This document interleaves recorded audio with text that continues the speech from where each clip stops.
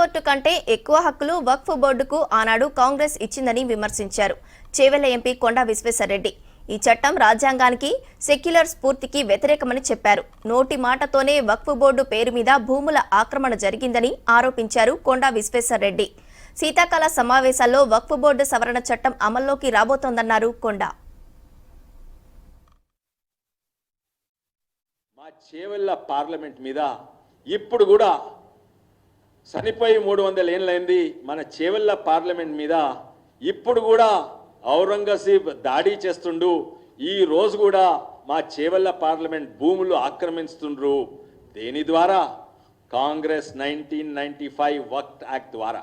అది అడ్డం పెట్టుకొని ఔరంగజేబ్, చచ్చిపోయిన ఔరంగజేబ్ ఇప్పుడు కూడా ఆక్రమణ చేస్తుండ్రు. ఈ కేసు ఏంటంటే గుట్టల బేగంపేట్ల 90 ఎకరాలు, అది 1988 నుంచి ఈ కేసు నడుస్తుంది. గెలుస్తా వస్తున్నారు. ఎందుకంటే ఈ బాధితులు ప్లాట్ ఓనర్స్ 107 ఏండ్ల సంధి వాళ్ళకు డాక్యుమెంట్స్ ఉన్నాయి, 107 ఏండ్ల సంధి వాళ్ళకు పొజిషన్ ఉన్నది. అయినా కూడా 88లో వీళ్ళు మక్కు నోటీస్ పంపిస్తారంటే నోటీస్ సర్వే కాదు.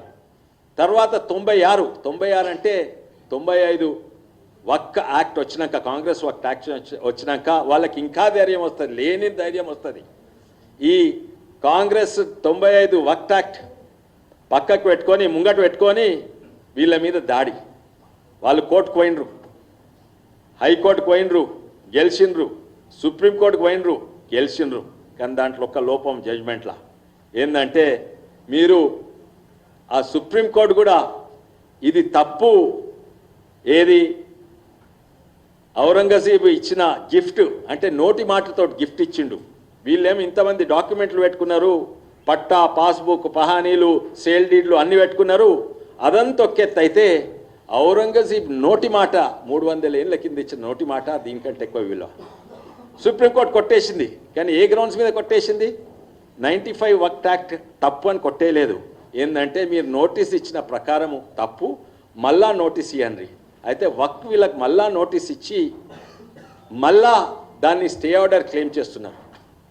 అంటే ఇది సవరణ చేయకుంటే ఇష్టం ఉన్నట్టు 400 ఏళ్ళ కింద ఈయన నోటి మాటతోటి నాకు ఇచ్చిండు వక్ఫ్ భూమి, ఈ భూమి నాదంటే ఎవ్వరు కూడా అడ్డం రాలేదు. ఎవ్వరు కూడా భారతదేశం ప్రజలను రక్షించలేరు. రైతు ఉండొచ్చు, లేకుంటే మీ సొంత ఇల్లు ఉండొచ్చు, లేకుంటే గుడి ఉండొచ్చు, లేకుంటే ఇంకేదా చర్చ్ ఉండొచ్చు, లేకుంటే ఏదన్నా